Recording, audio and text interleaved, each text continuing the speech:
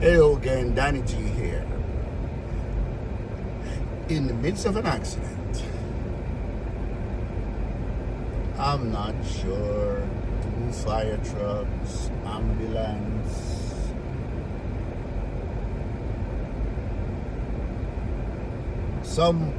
two people met by accident somehow, somewhere.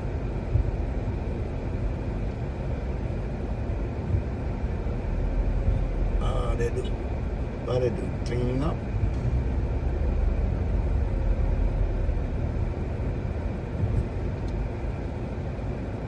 And it's not good. There's one car on the left and a truck on the right. Look at that truck up there. Messed up. And then look at this car here. Ay, ay, ay. How did that happen?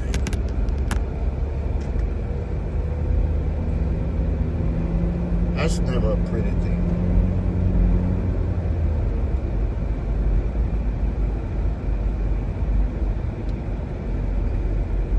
I don't know, most of the time we don't look at the other part of an accident.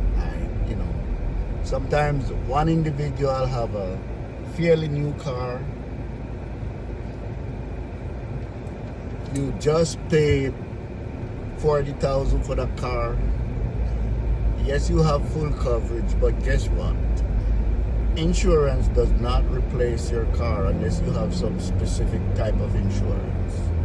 So you messed up your $40,000 car. It's total, and insurance says it's worth $30,000.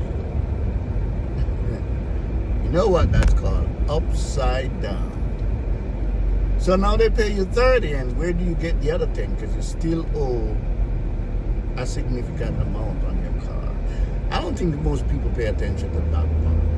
Even in cases where you have a brand new car, and especially here in Texas, I can tell a lot of people don't even have insurance. And so you get hit, you're $40,000, $50,000 shoot. I see cars running around here that's $100,000.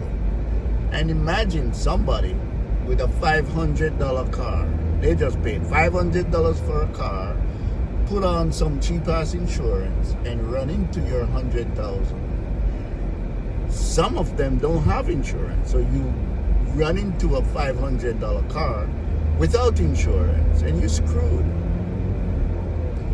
And I've seen it too, because I've gotten hit, and the person didn't have insurance.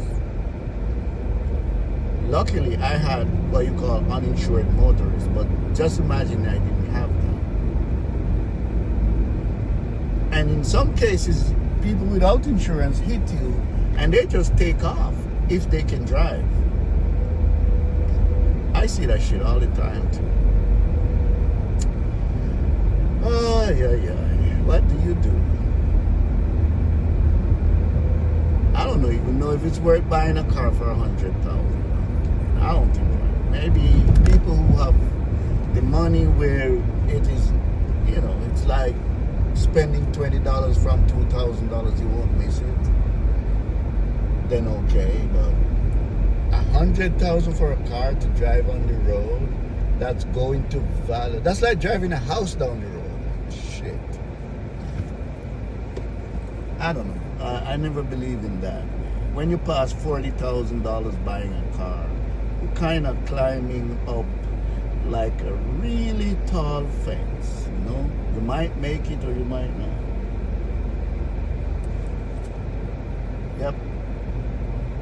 But anyway, I hope that accident, everybody's okay. I'm in Cedar Park, about to go over into Leander, Texas. It's still Austin, but the little suburbs, the little towns. And both Cedar Park and Leander, man, I remember 20 years ago, shoot, this place was as country as it gets. And now, it's a city. Both Leander and Cedar Park. I remember 20 years ago, you could buy a house for $130,000.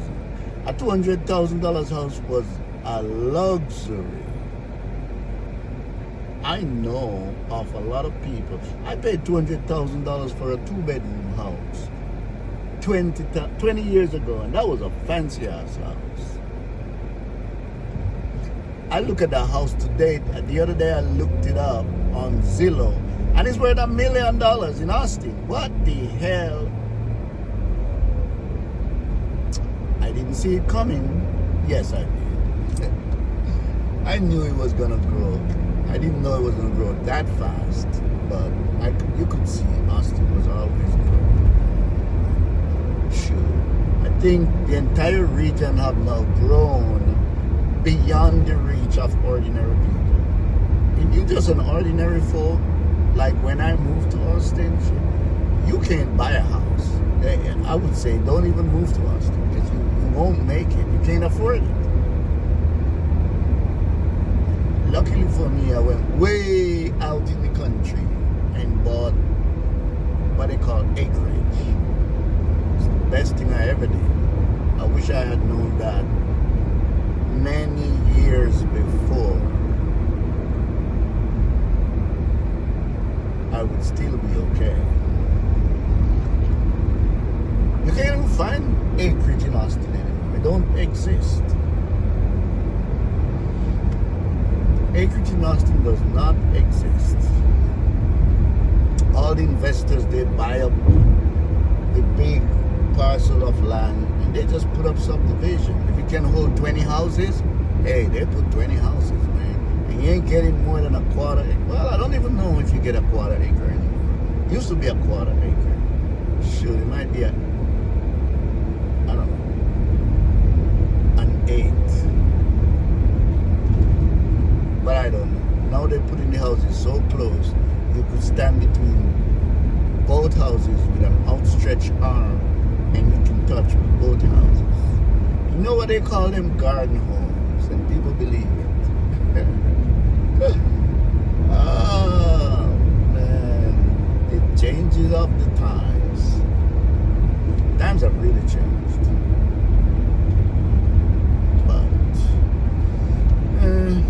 hopefully those of us that were here have made a lot of money from real estate. Those of us who had the vision. But I'm just saying, if you're gonna come to Austin now trying to start out, nah.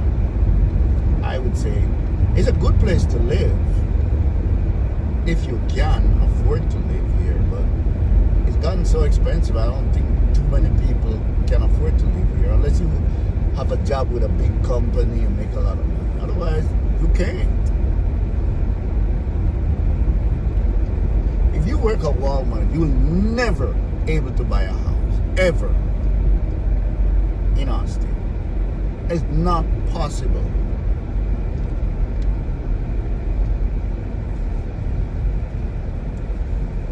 You have to be working some serious money to be able to afford a house.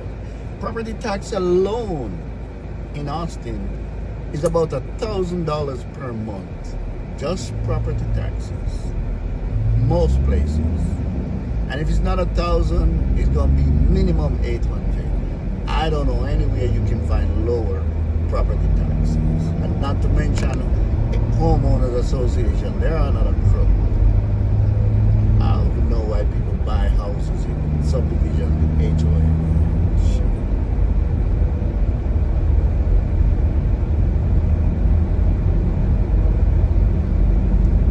I started out in my subdivision at $35, I remember. By the time I left, it was a $50.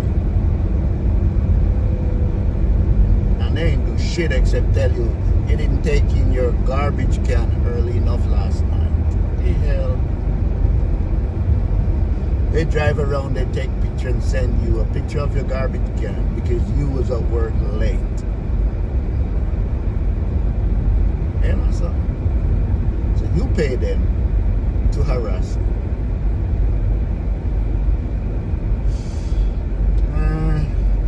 And we buy into it, by the way. I guarantee you there are plenty of people where you can't say no. Oh, I need to go to the post office. I have one mail to drop off. And there goes my video. Okay guys, sorry. I have to make a post office run. I almost forgot. But I'll catch you on the next video. Bye.